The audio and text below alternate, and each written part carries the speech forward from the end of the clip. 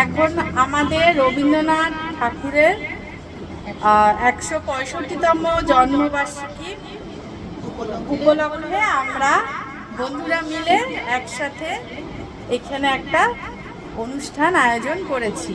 অনুষ্ঠানে রিদ্ধি যেহেতু ছোট তাই জন্য মালা পরাচ্ছে রবীন্দ্রনাথের ছবিতে, শ্রদ্ধাঞ্জলি জানাচ্ছে।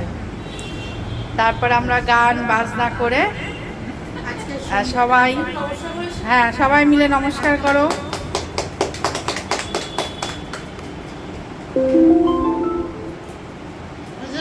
সবাই নমস্কার। আমরা এখন সবাই একসাথে হয়েছি, সব বন্ধুরা মিলে একসাথে হয়েছি এখানে। আমরা এখন গান আবৃত্তি এইসব করে আমরা রবীন্দ্রনাথের জন্মদিন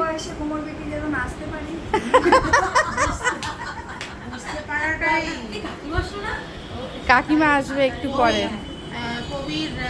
কবিকে দুঃখের সময়, সুখের সময়, আবেগের সময়, প্রেমের সময়, সকল সময় আমরা পেয়েছি এবং যেন যতদিন জীবিত থাকবো ততদিন যেন আমরা তাকে স্মরণ করে সকল সময় তাকে যেন আমরা হৃদয়ে স্পর্শ করতে পারি।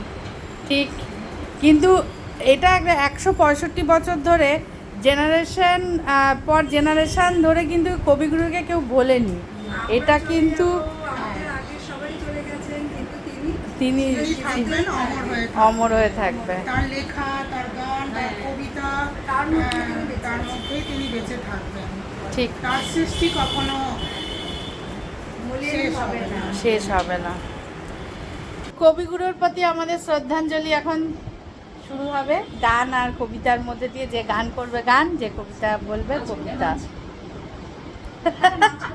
নাচ করতে পারলে বলো, নাচও হবে, নাচ গান কবিতা।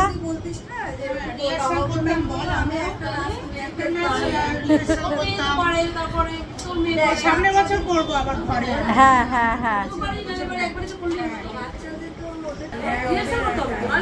হ্যাঁ, যাই হোক, পরের বার থেকে আগের থেকে একটা প্ল্যানিং করে ঘরোয়া এরকম অনুষ্ঠান হবে।